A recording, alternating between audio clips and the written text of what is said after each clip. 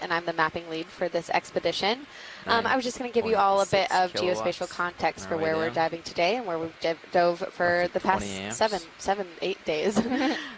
So for everybody's awareness, we've started down here and have accomplished all of these dives. Yesterday's dive was right up here off the coast of Savannah. And today's dive that we're focusing on is here in the central plateau of this Blake Plateau.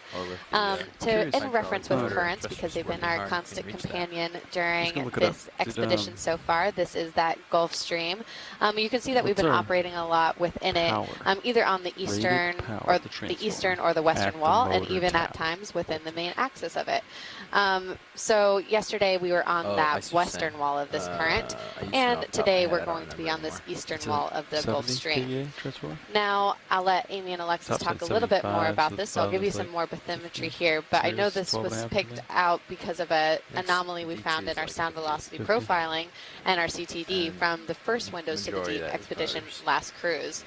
So for context of where that was and where we are in relation to bathymetry, all of these darker colors here are going to be that publicly available data available through NCEI, that bathymetry that existed prior to the first leg of this Windows to the Deep 2019 expedition.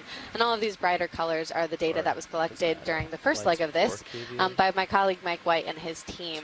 The data was absolutely stunning and expanded our coverage of this Million Mound Stetson Mesa area to the south and to the east, and as well as what we're diving on today, this Central Plateau area.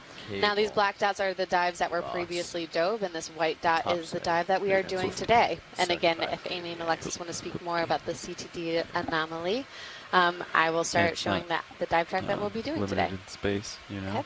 Okay. Yeah, so this region was, again, as Shannon mentioned, the mapping team will occasionally launch XBTs, which are expendable bathyothermographs, and they noticed on several of them in this region that around 860 meters or so, they were noticing a very sharp drop in temperature, and they wanted to kind of ground truth this, make sure everything was, they were getting correct data from the XBT, so they did a CTD launch, and they in fact found a very sharp decrease in temperature, a decrease in salinity, and an increase in dissolved oxygen.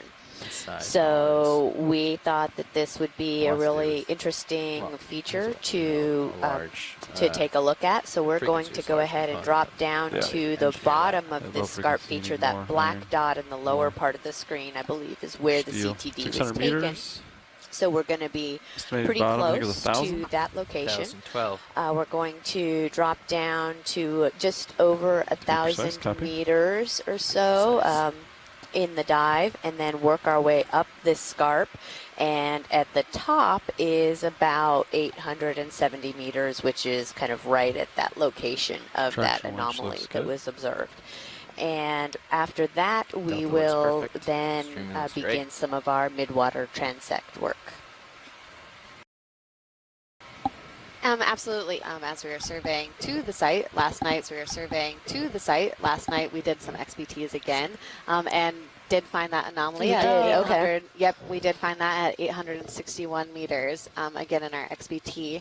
So along with the video footage that we'll see, it would be really interesting to get that CTD back off of D2 and Sirius, I believe, and investigate what that says further, especially about the oxygen levels. Yeah, and we have the CTD output that we get on the screen, so we'll kind of keep an eye on that as well as we're going down, and when we get to close to that depth, when we see it change.